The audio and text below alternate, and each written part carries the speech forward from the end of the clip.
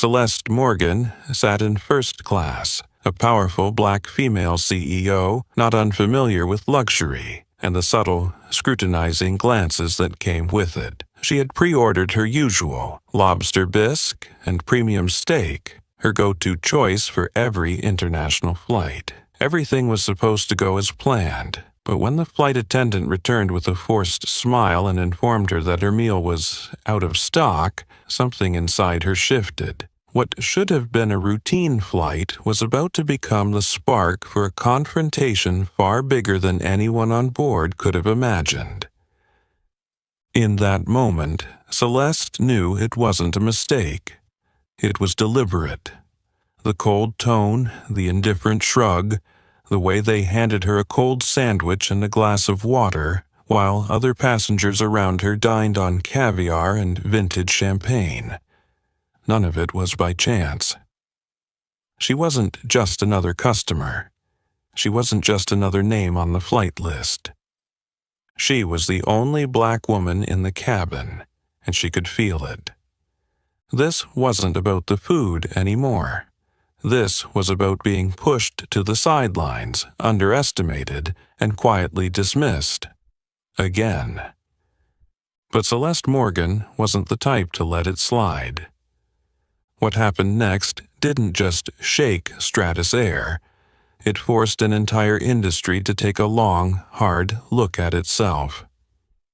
Stay tuned to see how a seemingly small act of prejudice sparked a storm that changed everything. Celeste Morgan boarded Stratus Air Flight 917 with an unmistakable air, poised, confident, and in complete control. She didn't need to prove anything. Her name had become legendary in the tech world. As the founding CEO of Morgan Tech, the company behind groundbreaking innovations in artificial intelligence and data security, Celeste had been named Global Influential Woman by Forbes for 3 consecutive years. This flight was taking her to Geneva, where she would finalize a multi-billion-dollar international deal. A deal that would not only expand Morgan Tech into Europe, but also mark the dawn of a new era in tech led by black women. Her perfectly tailored navy suit hugged her tall, elegant frame. Her shiny black leather shoes reflected the luxurious lights from the first-class lounge, and her curly hair was neatly styled in a bun at the back of her neck. Celeste appeared as a symphony of power and grace. No one could ignore her presence, not even those who were born into the privilege of first class. As she gently placed her Hermes handbag in the overhead compartment, a flight attendant approached and nodded politely, but his eyes only brushed over her as if by reflex, then immediately shifted toward a white male passenger who had just appeared behind her. Celeste smiled, saying nothing.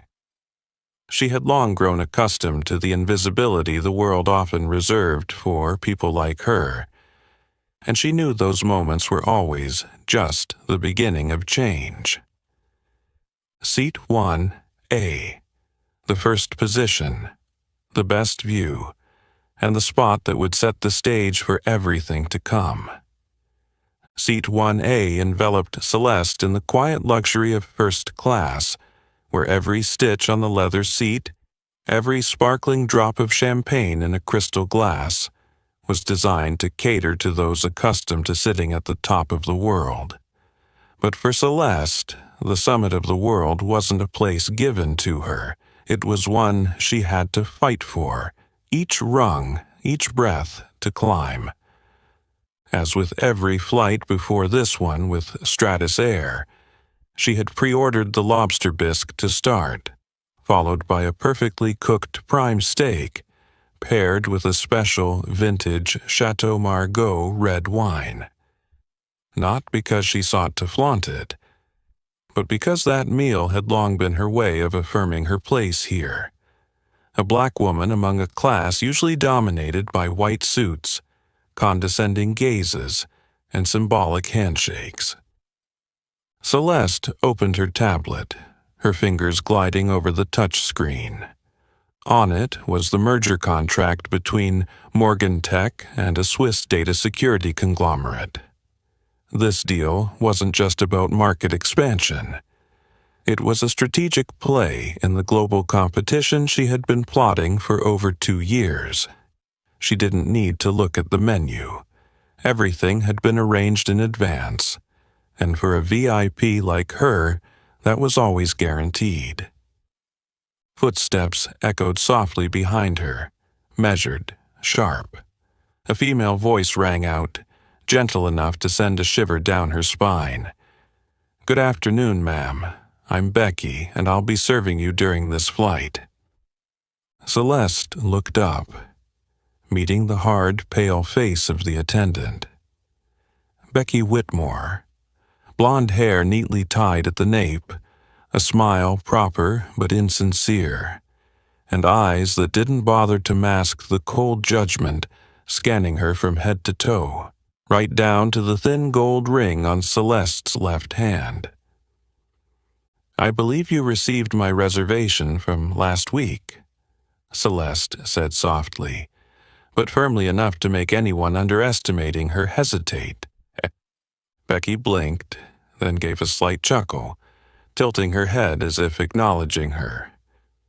"Yes, of course. We'll serve you as soon as the plane is stable." She turned away, but not before leaving behind a barely perceptible sneer. Celeste furrowed her brow. There was something in Becky's voice and footsteps that felt familiar, not because she knew this woman, but because she had encountered too many like her. The ones who were overly polite, yet always believed power came in only one skin color. Another attendant, a man named Daniel, passed by, bowing his head to greet 3 white passengers behind her, calling them by name. "Good afternoon, Mr. Radcliffe, Mr. Malcolm, and Mr. Clayton. It's a pleasure to serve you today." Laughter rose lightly from behind, the clinking of glasses. A deep voice spoke up. "Well, having caviar before takeoff like this flight's already promising." Celeste didn't turn her head. She didn't need to. But the chill running down her spine told her something. It had been a long time since she had so clearly seen the invisible line between first class and belonging. She lowered her tablet, her fingers tapping rhythmically on the armrest. Each soft tap was like the beat of an alarm for something soon to happen. And she knew, if Becky thought a meal could define who was important, this woman in seat 1A would show her exactly how wrong she was about that. Celeste Morgan gently looked up from her screen as the sound of high heels tapping lightly on the carpeted floor reached her ears. Becky Whitmore, the familiar face, with just enough makeup to appear polished, but not enough to conceal her lack of goodwill, stopped beside seat 1A, holding a food tray that wasn't even covered. "I'm sorry, ma'am, but we've run out of premium meals. We only have cold chicken sandwiches and water," Becky said, her tone devoid of any regret. Celeste narrowed her eyes and turned fully to face the attendant. "I pre-ordered last week.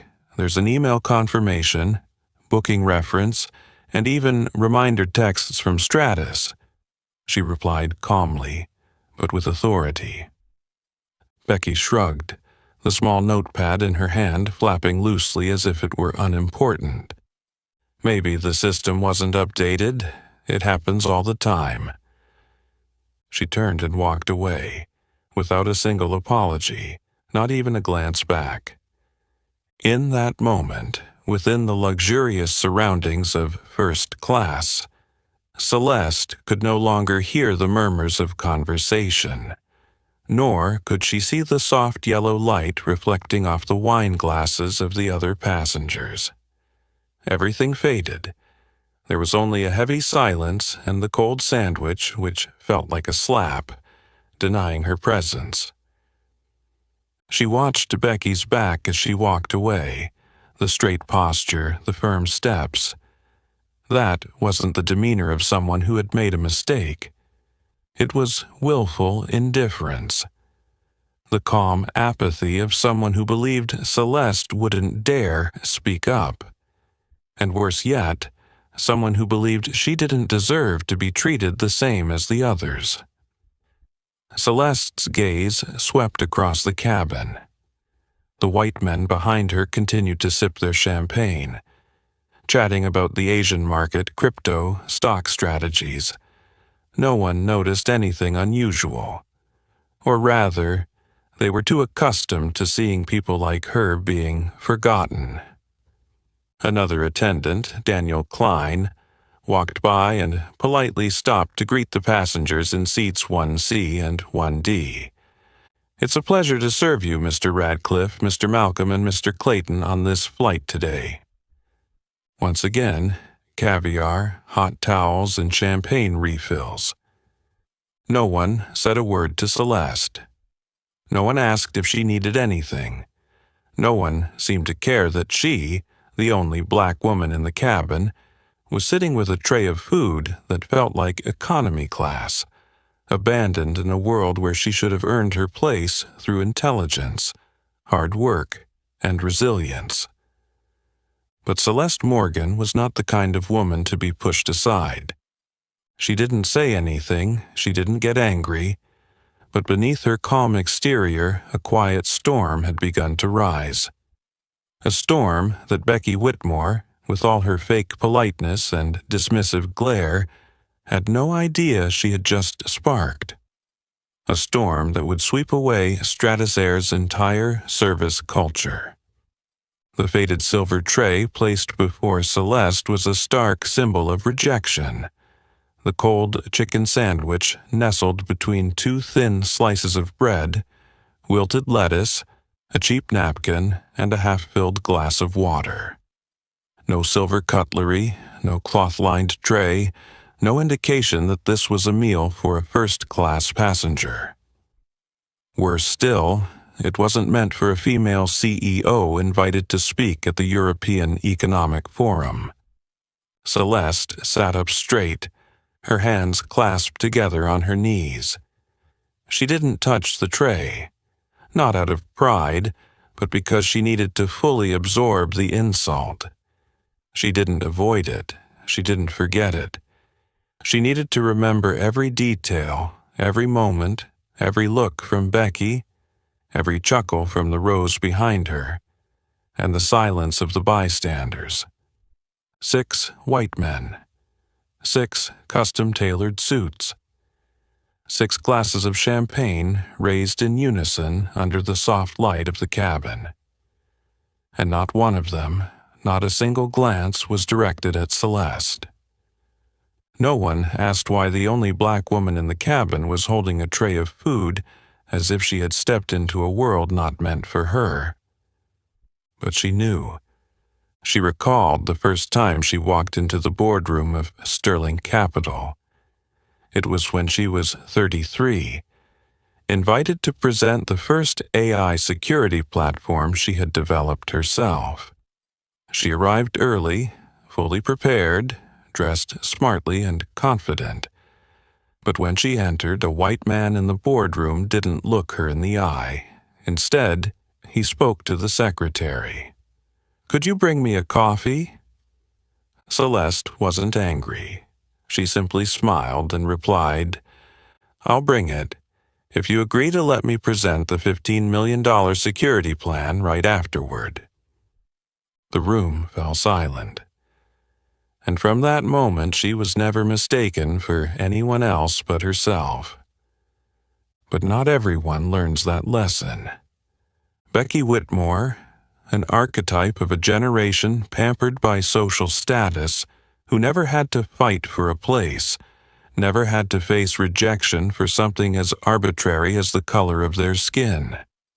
She may not shout racist words or use crude language, but the way she shrugged, the way she didn't bother to apologize, the way she walked away without a second glance, This was the language of modern discrimination. Cold, quiet, but cutting through everything. Celeste shifted her gaze from the tray of food and scanned the cabin. Seat 1, C. Radcliffe, CEO of a venture capital firm, known for investing in startups founded by Ivy League alumni. He had rejected Morgan Tech early on, citing lack of senior leadership experience. Seat 1, D. Malcolm, a strategic analyst at a large insurance fund, who once questioned at a seminar whether Black women are capable of handling high-tech industries. Seat 2A, Clayton, founder of a financial trading platform, once accused of harassing a Black female employee but never officially investigated. All three were being served Michelin standard dinners, and she was not. Celeste closed her eyes. Inside her, it wasn't mere anger anymore. It was a deep, lingering fatigue, the feeling of someone who had reached the summit of the mountain but was still being pulled back by the invisible rope of bias. But today, she wasn't just climbing the mountain. She was going to break it down. No noise, no chaos, but in her own way, decisive, precise, and irreversible. She opened her phone. Opened Morgan Tech's internal security management app, where real-time data tracking tools were integrated. With just a few taps, she accessed the staff profile identified through the airline's first-class booking system. Name, Rebecca Ann Whitmore. Position, Senior Cabin Crew, Stratus Air. Internal ID, ST-A9035 initial data popped up. There, she saw a profile with several cracks, 2 passenger complaints about service discrimination, an internal email with the comment, "Focus on serving passengers who give better tips." No direct evidence of racism, but the language implied that she categorized customers. Celeste saved everything. Then she sent an encrypted message to Aaliyah Grant, her executive assistant. Activate emergency audit protocol. Flight 917. Cabin crew ID ST-A9035. Send confirmation within 10 minutes. Each word typed carried no emotion, but behind it was a deadly seriousness. Not just for Becky, but for the entire system that had allowed Becky's to exist. She turned off the screen. Her eyes no longer lingered on the food tray. She looked straight ahead, where a small light from the cockpit illuminated a narrow strip, signaling a long runway opening up ahead. This was no longer about a meal, not about unprofessional behavior. This was a declaration. Under the dim lighting of first class, Celeste closed her eyes. But her mind did not. It spun like a giant gear just restarted, each image, each word, each dismissive glance from the past flooding back like a wave. No noise, but intense. She saw herself at 26, in her first pitch meeting in Palo Alto. In the small room, there were 7 white men, all wearing tucked-in shirts and carrying MacBooks. She stood among them, with a prototype of AI security far ahead of its time. But the first thing they asked was, "Do you do tech? Or are you the co-founder for marketing?" She remembered that feeling clearly, the feeling of stepping into a casino where every card had already been dealt, and the chair she was given was the one left over when no one cared. But she didn't back down. She didn't retreat. And in the end, her model was the one the Pentagon ordered 3 years later. She saw herself at 34 at a tech conference in London when a journalist asked, "As the first Black woman to make the top 10 CEOs under 40, Do you think your success is due to luck or gender equality policies? Celeste looked him straight in the eye, smiling like a knife drawn from its sheath. I think success comes when you work 3 times harder than everyone else, are doubted 10 times more, and keep moving forward as if no one can stop you. The lights on the plane gently changed, from yellow to a soft blue. The pilot announced they were flying over Canadian airspace, 8 hours from Geneva. A ding rang, signaling that the main meal service had begun. A new attendant, Daniel Klein, began moving between the rows. Celeste opened her eyes, still sitting in place, her gaze fixed out the window. Outside, the endless night stretched on. But inside her, another battle was being prepared, a battle that didn't need gunshots, but could shake an entire system. At the heart of that battle was Becky. Becky Whitmore was not a clear villain, no extreme behavior, no openly racist remarks, no blatant insults. But that was the danger. She carried within her a discrimination that had been legitimized into professional demeanor, masked by a fake smile and insincere apologies. And the most telling part, the system had allowed it to continue. It had allowed someone like Becky to rise to senior cabin crew without being stopped, without warning, without oversight, because people like Celeste, too busy surviving, didn't speak up. Celeste knew well. There was a kind of discrimination that never shouts down office hallways. It quietly pushes you off the priority list. It calls you guest, but never by your name like the others. It forgets your pre-ordered meal, but never forgets a white man's meal next to you. And that's why today, she wouldn't stay silent. She tapped lightly on her smartwatch. A safety signal was sent to Aaliyah Grant. Status confirmation. Check flight attendant ST-A 9035 background. Validate behavior per International Airline Services Alliance protocol. 3 minutes later, the screen displayed a message. Full profile accessed. 2 customer complaints within 12 months, 1 internal transfer for unprofessional behavior. No formal disciplinary action taken. Celeste nodded slightly. Once again, the system chose silence. But this time, she was going to make the system speak the truth. When Daniel Klein approached the row of seats, she signaled for him to stop with a subtle hand gesture. "I have a question, Mr. Klein," she said. Her voice light, but each word like a cold needle piercing through the fine fabric of the airline's reputation. Daniel leaned slightly forward. "Yes, Ms. Morgan?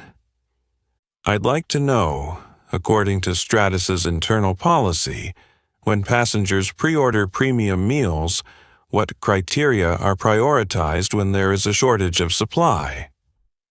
Daniel hesitated. "Usually, it's based on the order time and flight frequency. I'm a Diamond Plus member. Ordered my meal 7 days ago and received confirmation from the system," she said, her eyes never leaving him.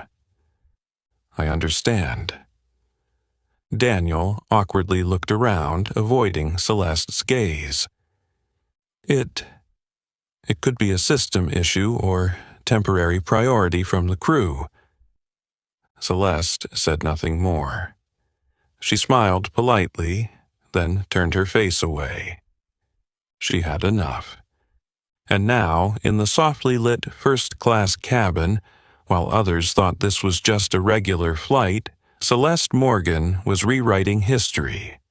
Not with a speech, not with a camera, but with evidence, action, and a resolve that no one could break. Not angry, not questioning, no need for loudness or outrage to assert her presence. Celeste Morgan had long learned that true power didn't lie in volume, but in action. Actions that were timely, precise, and irreversible.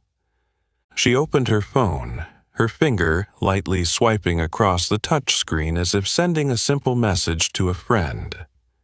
But what she typed, short and decisive, was an order that would kick off an internal investigation capable of shaking the entire system. Activate internal audit procedure. Flight 917. Crew records required. Confirm. Just 6 lines. 6 lines that could end anyone's career. 6 lines that would force Stratasair's board of directors to sit down, not to discuss service or marketing, but to confront the truth they had avoided for years. Aaliyah Grant, Celeste's senior executive assistant, was trained not only to manage tasks but also to handle crises, truly at the corporate security level. And when she received this message, Aaliyah didn't ask, what happened? Or, are you okay? She responded in the true Morgan Tech style. Received. Data retrieval in progress. Celeste tucked her phone into her jacket pocket. No words, no expression. Meanwhile, across the ocean, an entire chain of servers had been awakened. Passenger data, service logs, Stratasair employee records were being accessed, filtered and verified against the standards of one of the highest-level security systems globally. In the first-class cabin, no one knew what was happening. The laughter continued behind her. Radcliffe and Malcolm were debating European digital currency, while Clayton was on his 3rd glass of champagne. Becky Whitmore was still circulating between the rows with her professional, fake smile, continuously asking the gentlemen if they needed more hot towels. But she never looked back at Celeste, because in her mind, Celeste had already been classified unimportant. Celeste remained still, but her ears caught every detail. She noticed the way Becky smiled brightly when asking Mr. Malcolm, "Would you like to try the company's chocolate mousse?" The way she bent lower than usual when pouring wine for Mr. Radcliffe. The way she gently touched Mr. Clayton's hand when offering a toast. It was all selective, and it all pointed toward a certain type of customer, not her. 12 minutes after the first message, Celeste's watch vibrated lightly. An encrypted message was sent, accompanied by a large PDF file and 2 internal links. She opened the file, her eyes scanning the first line. Flight Attendant Behavior Record, Rebecca Ann Whitmore, IDST-9035. Beneath it, quiet but sharp notes, May 2023, VIP passenger complaint about being served the wrong meal 3 times consecutively, signs of favoritism toward guests of the same class. August 2023, internal report on unprofessional comments in the crew break room. November 2023. Crew operations requested temporary suspension due to behavioral factors affecting service reputation. All incidents ended with one brief note: no formal disciplinary action taken.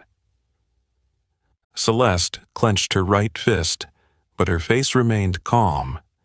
Not a hint of anger showed on her lips or eyes, just a cold confirmation she was right, and they were wrong. And worse still, they had let it continue. Becky was not just a flawed individual. She was the product of a culture that had long rationalized discrimination by excuses like overload, system error, or insufficient grounds for action.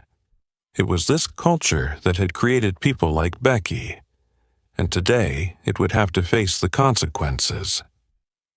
Celeste scrolled down the screen, switching to another attached file. This was a list of all crew members on Flight 917. She marked 3 names with high-frequency complaints, including Becky. Then she extracted a section of Stratus's internal policy. Any discriminatory or biased behavior in service, even without direct verbal evidence, if corroborated by repeated actions, will be dealt with according to industry ethical standards. She smiled, not because of triumph, but because she knew. Today, her silence was no longer weakness. It was power. She pressed the send button to send the summary report with an investigation request to the CEO of Stratus Air, while CCing 3 legal advisors she had previously worked with on discrimination lawsuits. No calls needed, no press conferences, no social media, just one line. Request internal investigation into Flight 917 crew. Urgent. Then she folded her phone, closed her eyes, and leaned her head back against the soft leather seat. The sky outside remained calm, but under those clouds a storm was forming, and Celeste Morgan was the eye of the storm. As Celeste Morgan rested her head against the soft leather seat of 1A, her eyes half closed under the gentle cabin lights. Halfway around the world, another woman was shaking the foundation of the home front with a data processing speed that would make any cybersecurity expert take notice. Aaliyah Grant, 29 years old, Celeste's senior executive assistant, sat in her office on the 42nd floor of Morgan Tech Tower in Manhattan. Her frizzy hair was pulled back into a tight bun, a habit she followed whenever entering a state of absolute focus. The room was now only lit by the glow of the LED screen reflecting off her thick glasses, and the rhythmic tapping of the keyboard like the heartbeat of a data pursuit reaching its climax. Celeste didn't need to say much. She didn't need to elaborate. Just a text with the right keywords was enough for Aaliyah to understand the gravity of the situation.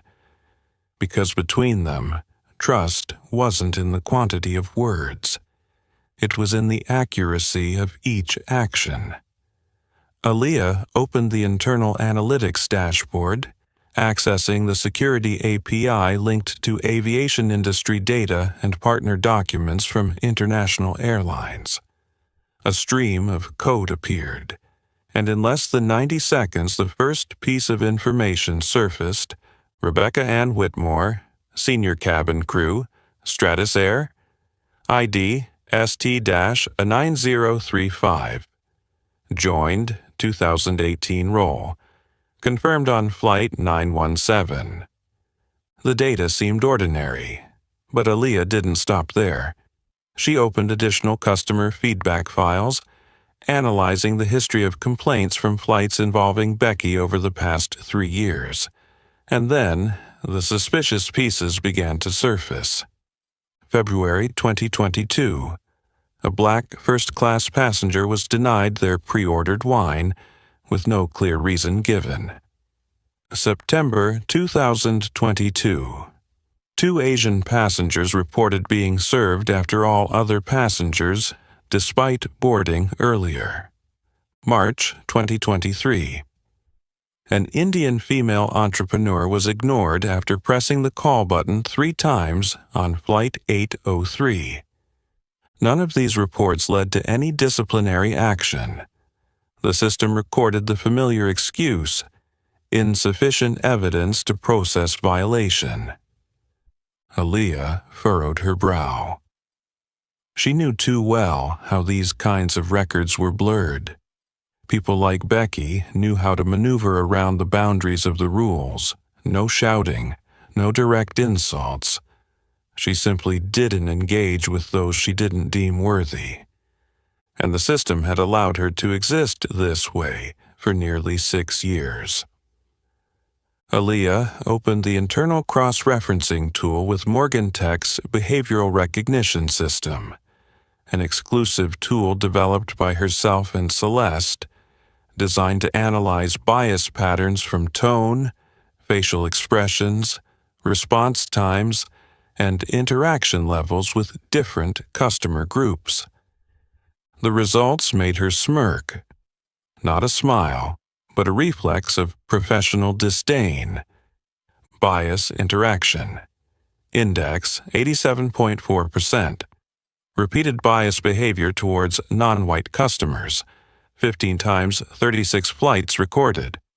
Warning: high organizational culture risk. Recommend deeper investigation. Aaliyah marked all the data points, created a PDF report with encrypted validation, and linked it to the internal evidence library. She sent the report to the command-level review inbox, the channel reserved for serious cases affecting strategic partners or brand reputation. She attached a note: Systemic discriminatory behavior. Flight 917 crew. Sent per Celeste Morgan's request. Activate organizational culture investigation.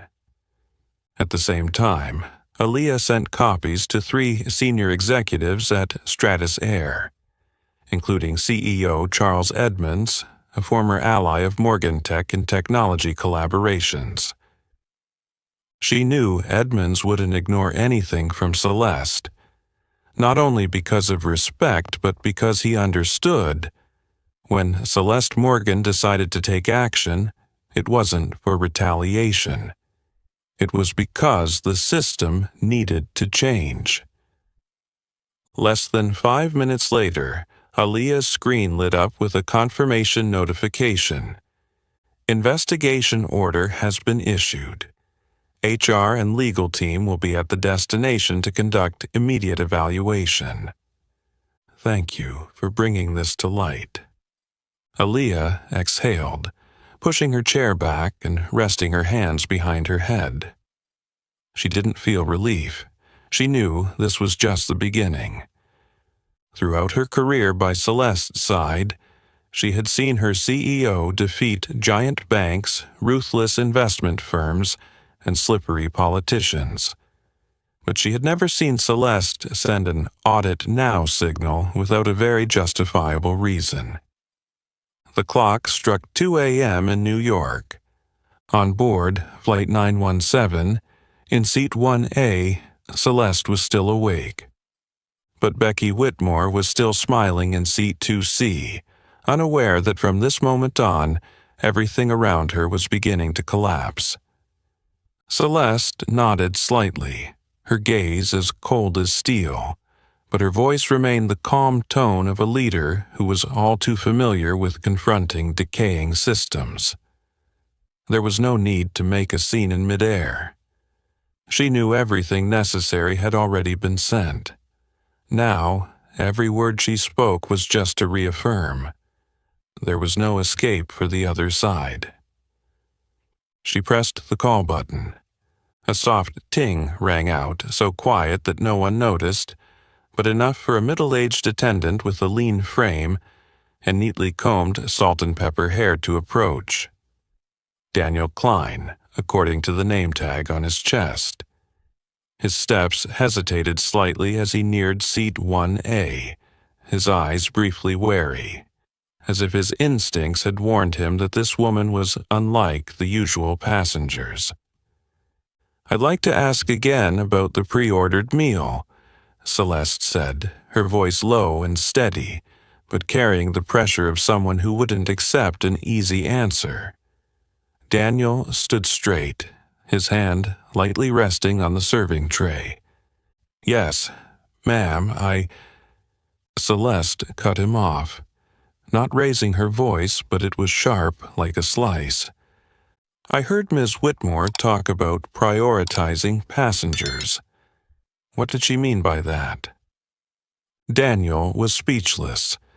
His eyes scanned around as though searching for an escape from what seemed like an innocuous question. But he understood. This wasn't a question about the meal. This was a language trap, a statement that would be remembered, and could potentially be used before an investigative panel. "I think that was a communication misunderstanding," he stammered. "We don't have a policy of discrimination. We just take into account some factors like order timing and food availability."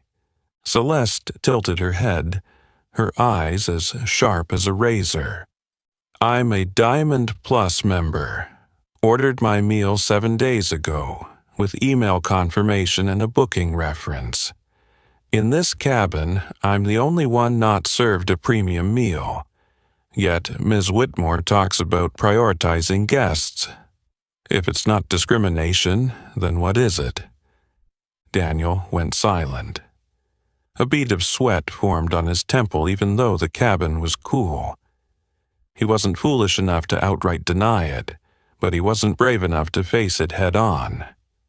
Celeste smiled, an apple-slicing grin, sharp and deliberate. "No need to answer. I understand now." He lowered his head slightly and turned to walk away, his steps quicker than usual, like a fox escaping the spotlight of an interrogation. But he didn't know. Celeste didn't need his answer to use as evidence. She already had everything she needed. She opened her smartwatch again, glancing over the update from Aaliyah. "Investigation order approved by Stratus CEO. HR and legal team will be at Geneva upon landing. Command code, Redline 917. Redline 917. An internal code for incidents that could harm brand reputation at the strategic level. By protocol, this meant the entire crew would be monitored as soon as they left the cabin. All cabin recordings for the flight would be stored and reviewed. An emergency meeting would be held immediately upon landing with HR, legal, and regional managers. Individuals involved would be temporarily suspended from service within 24 hours. And Celeste knew, after she hit send on the first report, everything was set in motion like a domino chain that no one could stop. In the back cabin, Becky was still chatting with Mr. Radcliffe.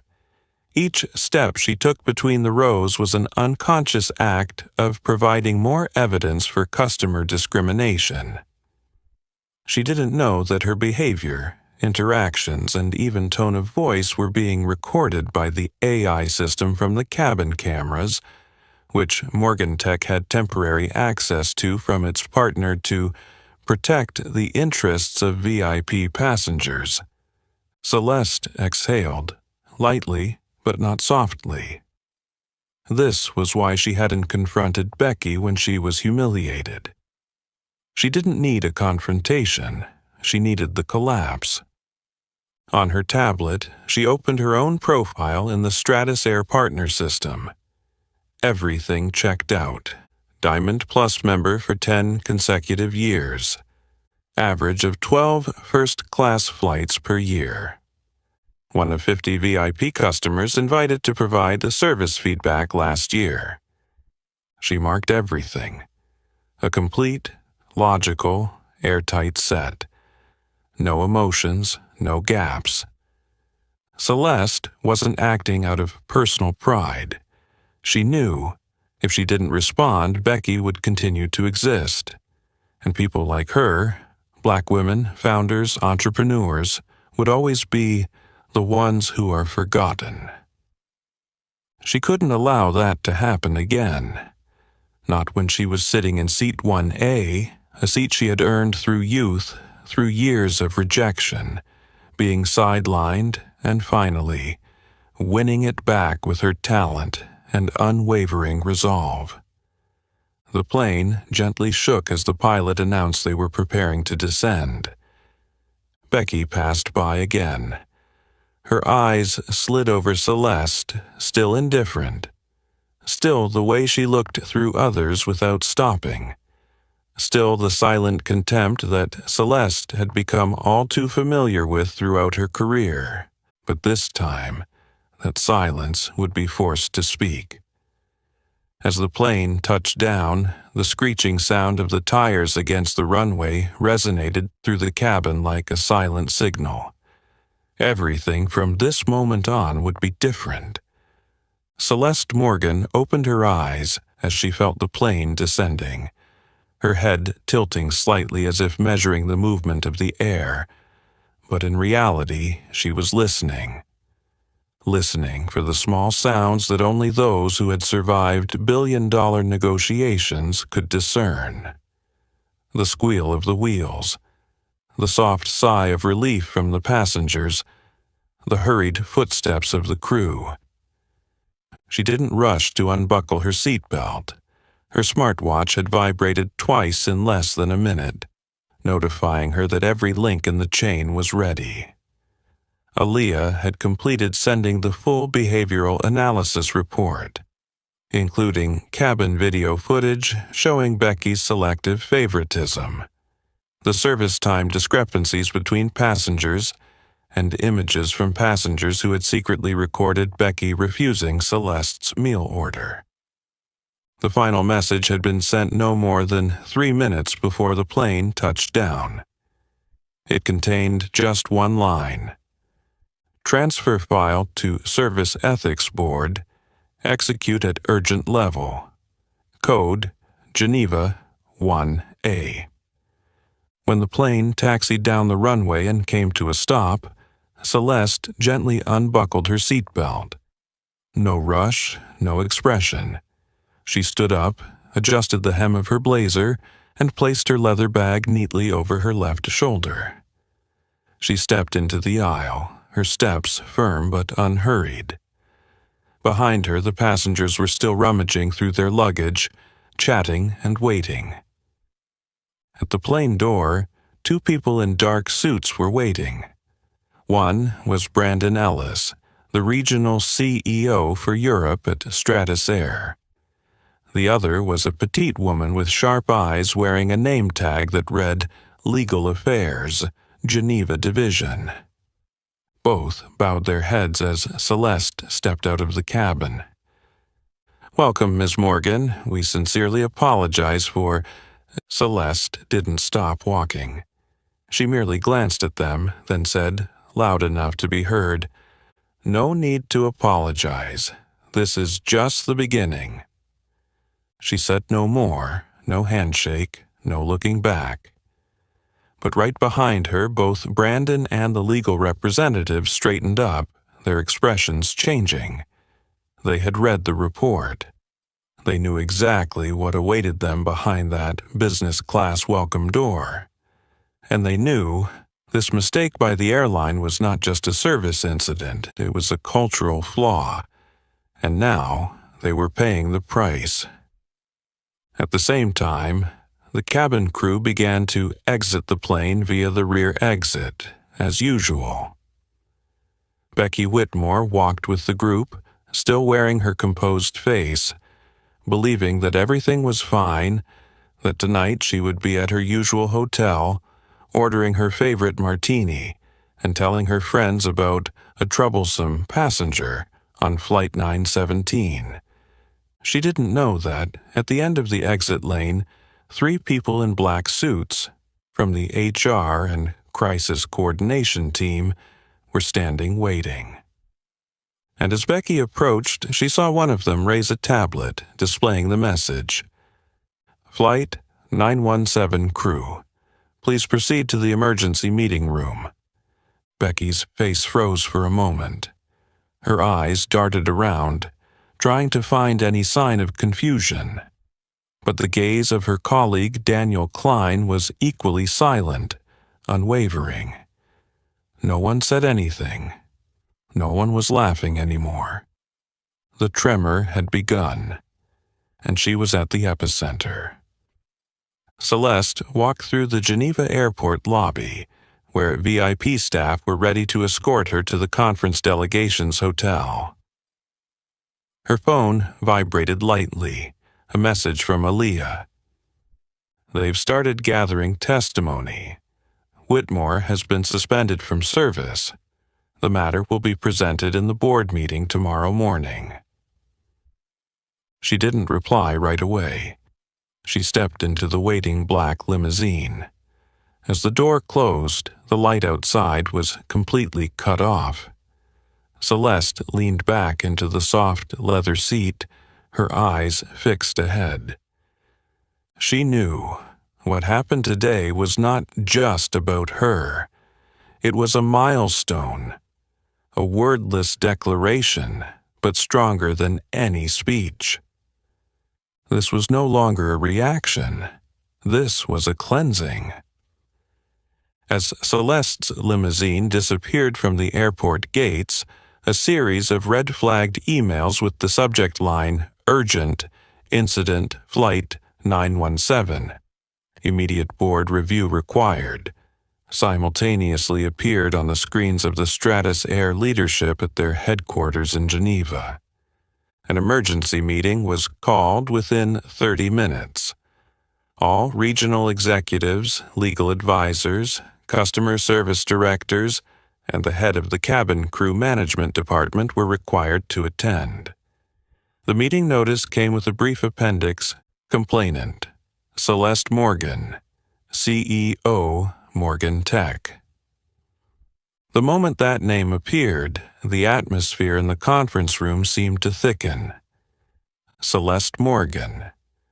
Not just a CEO, not just a VIP customer, but someone who stood at the forefront of a series of global reforms regarding digital equity and fairness in high-end service industries. A woman once listed by Time as one of the people-changing corporate culture in the 21st century. And now, she was at the center of an incident that Stratus's system had allowed to occur right in Seat 1A. Charles Edmonds, the current CEO of Stratus, known for his reformist thinking and commitment to transparency, sat quietly at the head of the table. In front of him was a thick printout of 23 pages. Behavioral Discrimination Report on Flight 917. Emergency Situation under the Global Service Ethics Code.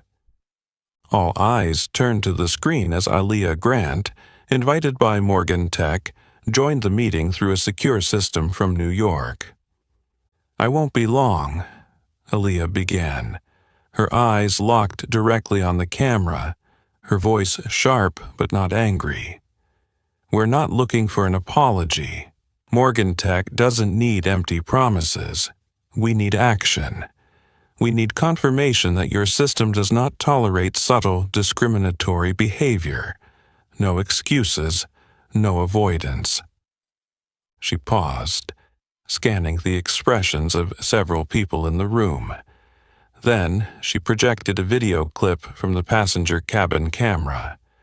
Becky Whitmore, holding a tray, responding to Celeste with a tone that lacked any respect. Maybe it didn't go into the system. Happens all the time. Next came a table comparing service times between first-class passengers. White passengers. Average response time, 42 seconds. Celeste Morgan, 6 minutes, 11 seconds. Meal, rejected without reason. A seasoned service advisor furrowed his brow and turned to Edmonds. "We can't cover this up."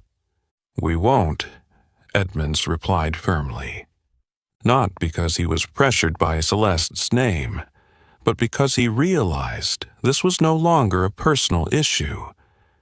The service system that Stratus Air had once prided itself on, service for the elite, was now exposed in an entirely different light. A service structure where elite was defined not by achievements, but by race, gender, and outdated societal norms. And the woman sitting in Seat 1A was the one who had drawn the line on that mistake. As Aaliyah ended her call, Edmonds stood up, tapping his hand on the table once. From this moment forward, all members of the Flight 917 crew are suspended. An investigation will be extended to all flights involving flight attendant Rebecca Whitmore in the past 24 months. He paused, looking at each person. We will issue a public apology to Miss Morgan, and not just that, we will invite her to join as a cultural advisor for the entire crew training system at Stratus. A regional director raised an eyebrow. You plan to have her rewrite our policies? Edmonds nodded without hesitation. Not let. We need her to rewrite them. An unprecedented decision. But at this moment, no one was thinking about old policies, because everyone knew if they didn't act, the Stratus brand would be forever linked to this scandal as a stain on their high-end silk. In Geneva, Celeste sat in her hotel room overlooking Lake Leman. On the table in front of her was a steaming cup of herbal tea, and an email had just been opened. We sincerely apologize for what occurred. A comprehensive investigation has been initiated. We would be honored to invite you to join our Cultural Reform Advisory Team. This is not only an honor, but a responsibility we believe only you can undertake. Charles Edmonds, CEO, Stratasair. Celeste didn't smile. She lightly tapped her fingers on the table. 3 sharp taps. Her eyes fixed on the lake. Quietly. Enough to understand that the earthquake she started from a cold sandwich tray had now caused an entire industry to take a hard look at itself. The cabin crew of Flight 917 stepped off the plane with their usual demeanor, relaxed, relieved after a long journey. Becky Whitmore led the group as usual, her high heels tapping lightly against the terminal floor, her blonde hair still neatly tied up, and a smile on her face that looked more like a mask worn too long to distinguish the real from the fake. For Becky, the flight had been nothing special. A minor issue with a difficult passenger, just like the dozens of times before. In her mind, Celeste Morgan was simply an overly sensitive businesswoman who overreacted because she didn't get her seafood soup or steak. Making a fuss over a sandwich tray, what a drag, Becky thought to herself. But as they passed through the door leading to the crew exit, no one in the group was smiling anymore. It wasn't a red carpet waiting for them. It was a line of people standing in wait. 3 men in black suits from the Internal Security Department. 2 senior HR personnel in Stratasair uniforms, but with red name tags, signifying they were from the Emergency Internal Investigation Team. A lawyer, holding an iPad with the company logo, and a thick confidential file stamped with Confidential Ethics Review. No one in the crew said a word. The solemn atmosphere, the bright white lights shining down onto the marble floor, made it feel more like standing in a courtroom than an airport hallway. The woman standing in the center of the group, Karen Dufresne, head of global service culture at Stratus, stepped forward, her voice not loud, but as sharp as a freshly honed blade. Please, the Flight 917 crew, proceed to Emergency Interview Room 2. This is a mandatory meeting, in accordance with Article 6.3 of the Global Service Ethics Code. A male flight attendant behind Becky glanced at her, his eyes confused, but Becky stood still. She opened her mouth probably to ask, "What's going on?" But Karen's gaze made her swallow her words. The list was ready. The files were locked. They were no longer flight attendants finishing their shifts.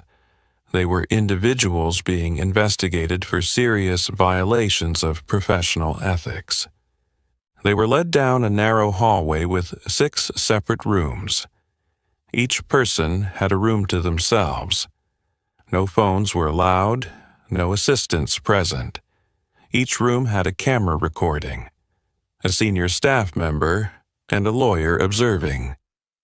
Becky sat in the chair, her back straight, trying to stay calm, but inside she could feel the turmoil beginning. The woman sitting opposite her opened a file, her eyes never leaving the lines.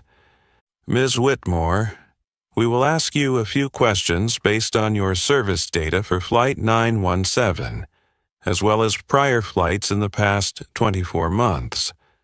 This interview is being recorded and may be used as evidence in internal disciplinary procedures, including immediate dismissal if any violations are substantiated." Becky swallowed hard. Her lips felt dry. The investigator opened the tablet. A video played. It was the moment she had told Celeste Morgan. Maybe it didn't go into the system. Happens all the time. Celeste's gaze in the video wasn't angry. It was unnervingly calm. "Do you remember this situation?" I just... "Can you explain why 5 other passengers received their pre-ordered meals, but the guest in 1A did not?" "I think maybe the system malfunctioned. We've checked. The system confirmed the order from 7 days ago and internal confirmation at boarding. Would you like to add anything?" Becky could no longer respond. Her eyes began to panic. She was facing something she never thought would happen to her, the real consequences. Every time she denied a meal, every shrug, every unkind word had been recorded. Not on paper, but through behavior, through eyes, through cameras, through the countless invisible gazes that had grown tired of enduring. And this time, the person in 1A wasn't silent like the others before. At Stratus Geneva headquarters, Charles Edmonds sat alone in meeting room 1. On the table in front of him were 3 reports just submitted from the preliminary investigation team.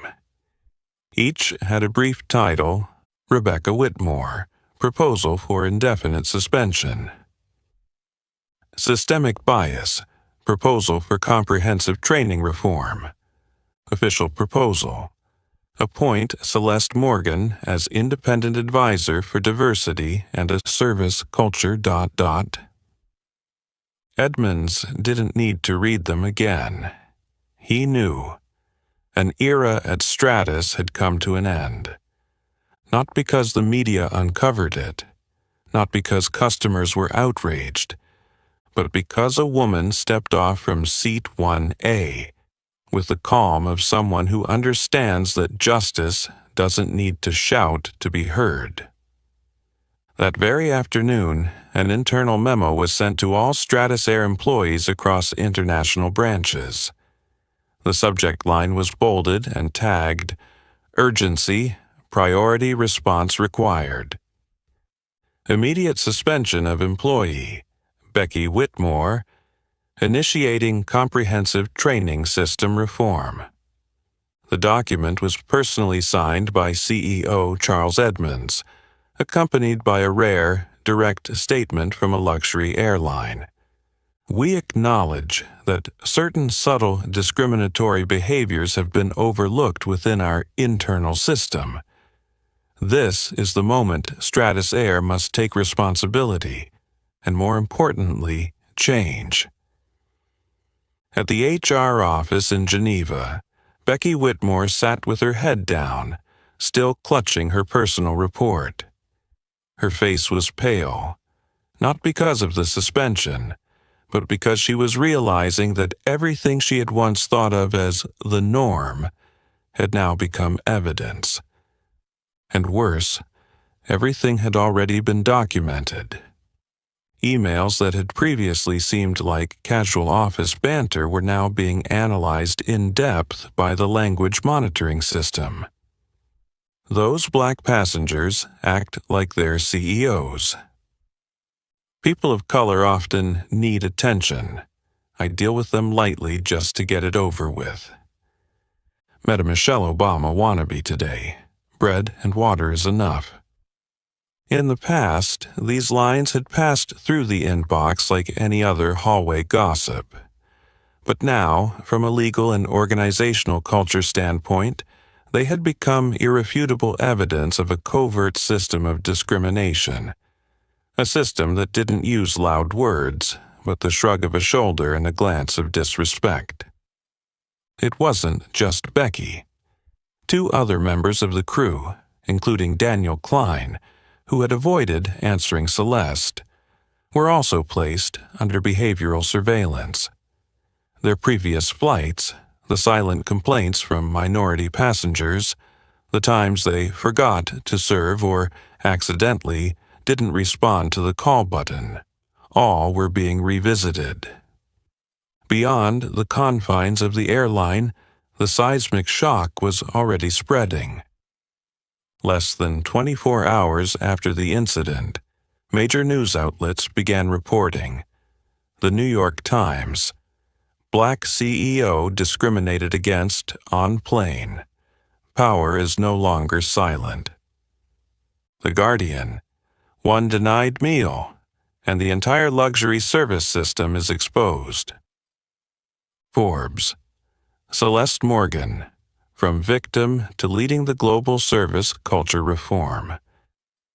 In a 3-page feature on the Washington Post's social equality section, the video clip of Celeste speaking just one line in the cabin was shared millions of times. I understand now.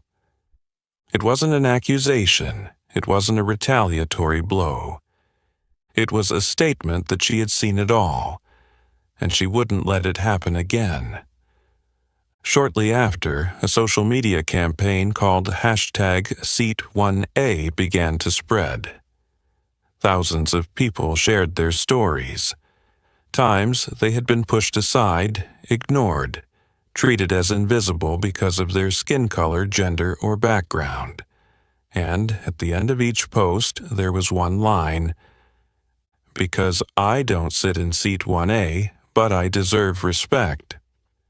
Stratus's New York office received over 9,000 emails requesting cultural reform. The London External Relations Department received documents from 3 major investors, demanding an internal seminar on diversity. And CEO Edmonds received a call from the U.S. Secretary of Transportation, requesting an official report on the state of corporate culture in the luxury airline industry. Celeste didn't need to appear at any press conferences. She didn't need to fight for the right to speak. Her actions had become the voice. At her hotel by Lake Geneva, Celeste sat alone in a small conference room, not with the press, but with 3 young women of color. She listened to them, those who worked in service, who had been overlooked, who had been deemed out of place, who once thought they couldn't stand up. "We want to learn how to speak up, like you," one of them said. Celeste shook her head, her expression stern. "I don't speak up with words. I let the system speak its own truth, and I show it that this time it can't look away." Outside the window, the surface of Lake Léman was still as glass, but deep within the water the waves were quietly moving, just like the changes that had been set in motion from Seat 1A on a flight Becky Whitmore would never forget. Celeste had never needed to shout, never lost control, never bent down to beg anyone to listen to her, because she understood true power doesn't need noise, it just needs to be timely. And this time, the right moment was a cold sandwich, a cold gaze, and a meal being denied.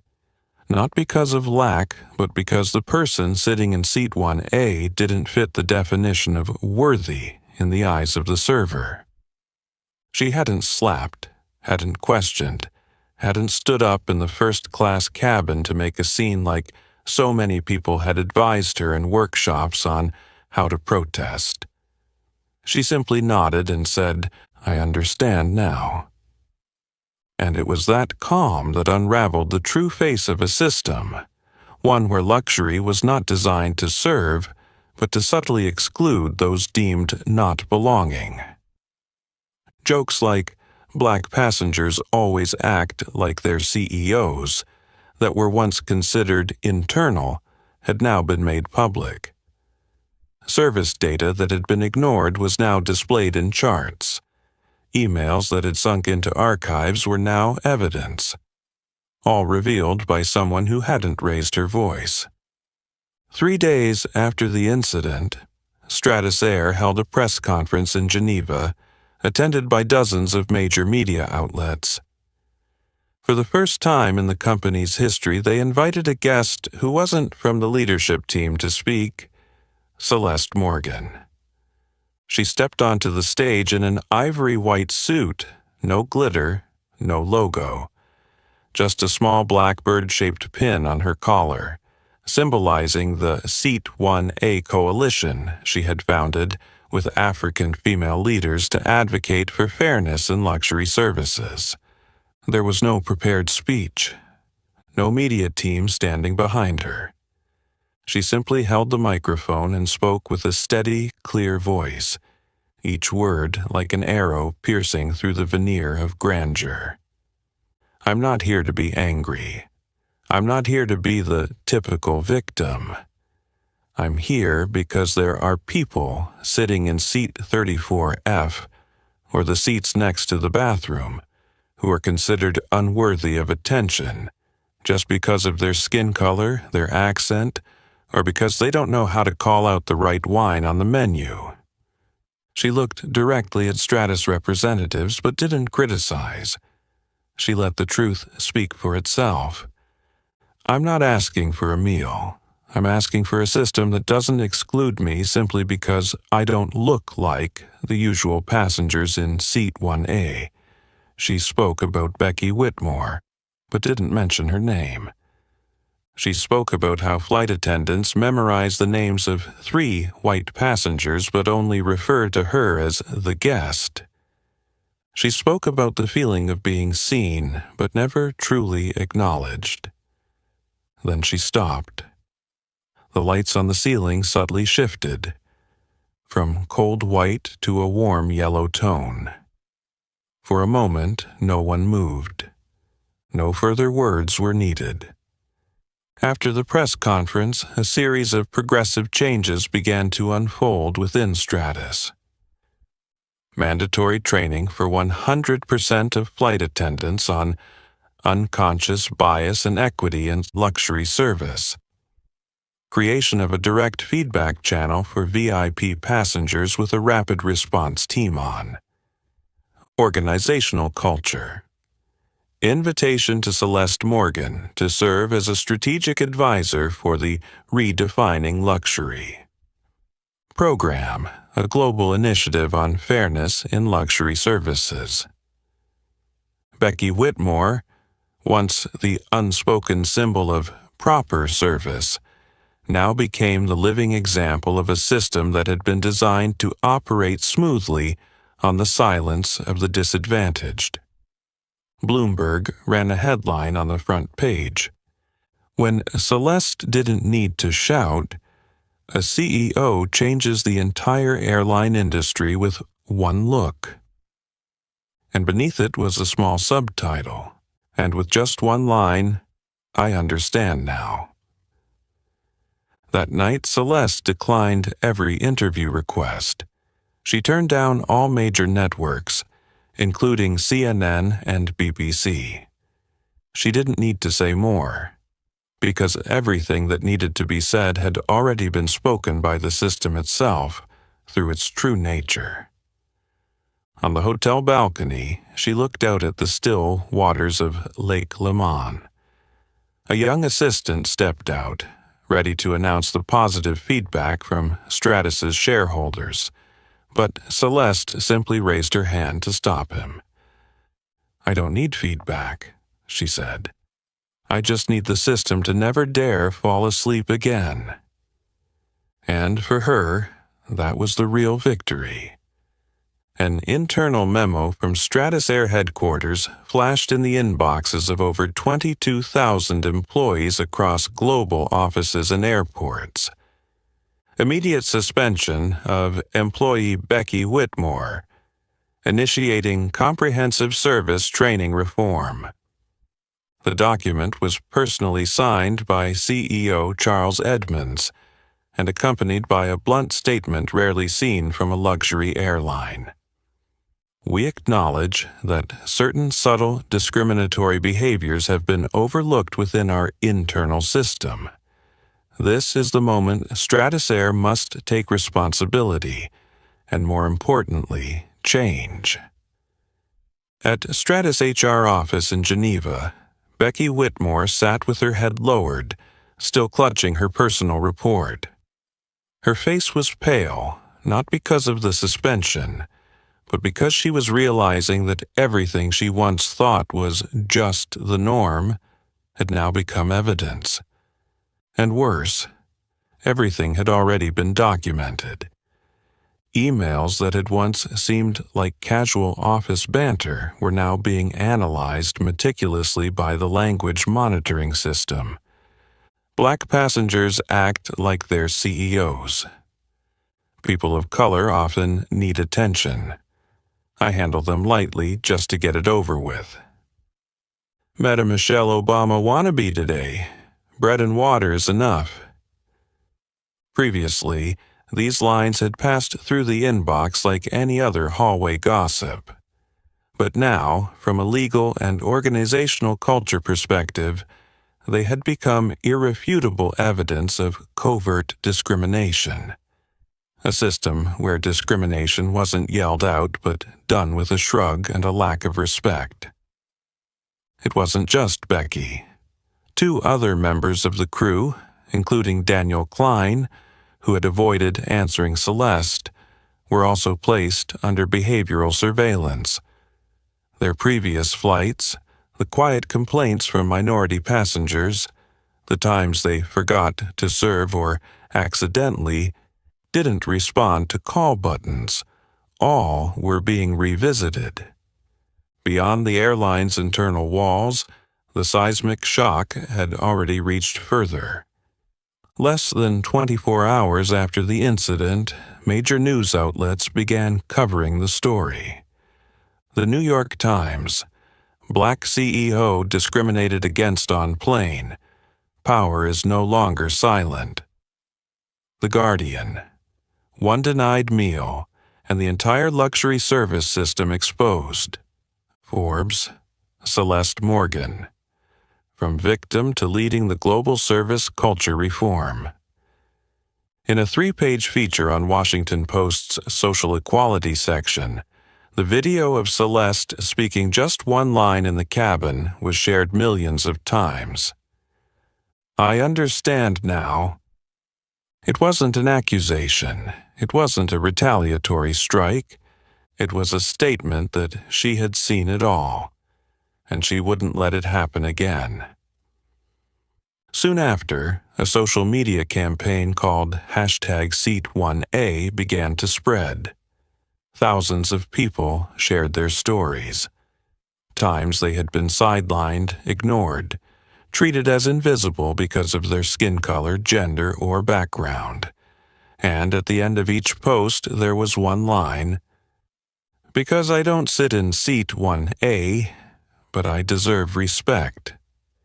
Stratus's New York office received over 9,000 emails requesting cultural reform. The External Relations Department in London received documents from 3 major investors, demanding an internal seminar on diversity. And CEO Edmonds received a call from the U.S. Secretary of Transportation, requesting an official report on the state of corporate culture in the luxury airline industry. Celeste didn't need to appear at any press conferences. She didn't need to fight for the right to speak. Her actions had become the voice. At her hotel by Lake Geneva, Celeste sat alone in a small conference room. Not with the media, but with 3 young women of color. She listened to them, those who worked in service who had been overlooked, who had been deemed out of place, who once thought they couldn't stand up. "We want to learn how to speak up, like you," one of them said. Celeste shook her head, her expression stern. "I don't speak up with words. I let the system speak its own truth, and I show it that this time it can't look away."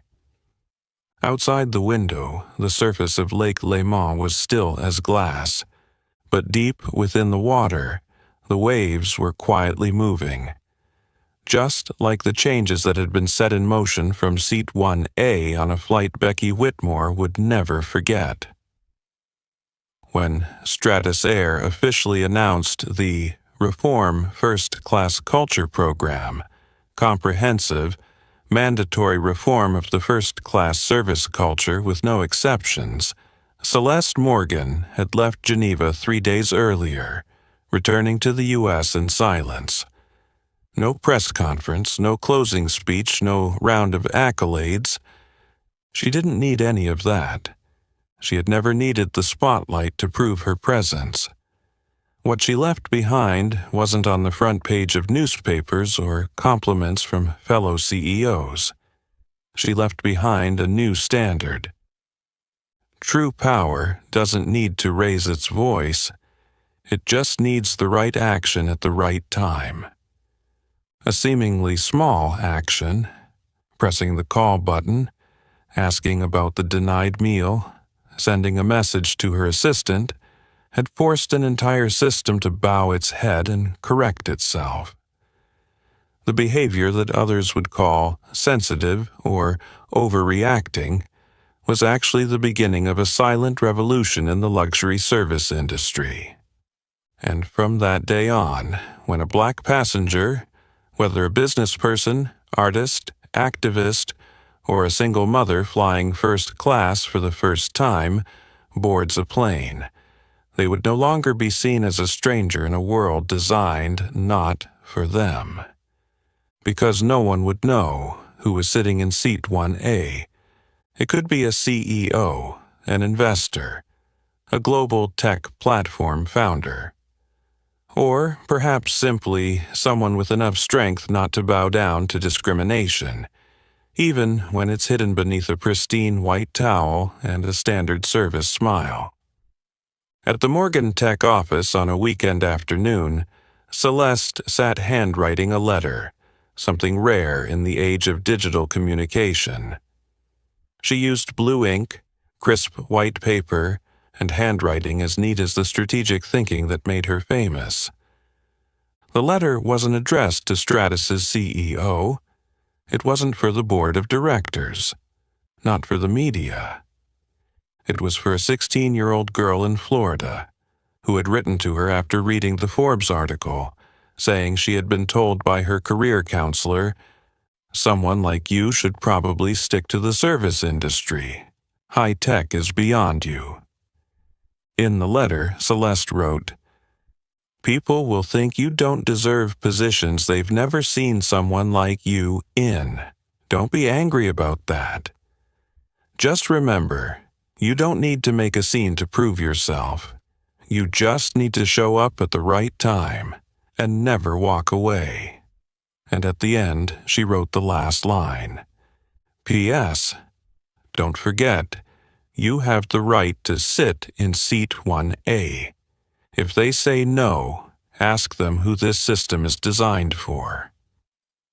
Months later, at an international conference on fairness in service industries, a video clip was shown as an introduction. The image of Celeste sitting in first class in front of a cold sandwich tray. No dialogue, just soft background music. The clip was recreated from the passenger camera's perspective. the very clip that had been shared more than 20 million times with the hashtag #seat1A. Everyone in the room, from hotel chain managers to airline executives, sat in silence. And they understood the issue was never about the food. It was about the service attitude built on prejudice. It was the absence of resistance in the past. And it was the timely presence of a woman they had once overlooked. Celeste boarded the plane for a new business trip that fall, this time from Atlanta to Cape Town, as an honored speaker at the Global Leadership Forum. She didn't request any special privileges, didn't mention her name to the ground staff. But when she entered first class, she noticed something she had never seen before. A small nameplate, placed in front of seat 1A, with the simple inscription, "Reserved Seat of Change." And at the bottom, 3 words, "We remember you." Celeste smiled lightly. No words needed. She sat down, fastened her seatbelt. The plane began to taxi. The sky was still blue, but now it was wider, because there was room for those who were once seen as not belonging. A denied meal, a cold gaze. An action that seemed small had uncovered an entire system of discrimination hidden behind the polished veneer of luxury. Celeste Morgan didn't shout, didn't demand, didn't seek revenge. She simply and quietly made an empire reflect on itself, and from that moment change forever. Her story is a reminder. We don't need to shout to be heard, just the right action at the right time. So what about you? Have you ever been overlooked in a space where you rightfully deserve respect? Will you choose silence or speak up? Share your thoughts in the comments below. We'd love to hear your story. If this story made you reflect, hit like, share to spread the message, and don't forget to subscribe to the channel to catch the next inspiring journeys. Because sometimes, all it takes to change an entire system is someone sitting in the right seat.